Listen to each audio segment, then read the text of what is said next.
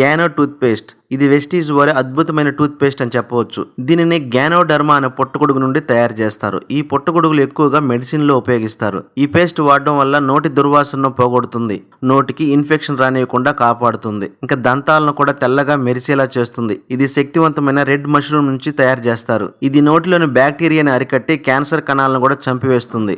దాని ద్వారా mouth cancer రానియకుండా రక్షిస్తుంది. చిగుళ్ళు మధ్య రక్త ప్రవాహాన్ని అరికట్టి దంతాలను తెల్లగా చేసి నోటిని ఎల్లప్పుడూ తాజాగా ఆరోగ్యంగా ఉంచుతుంది.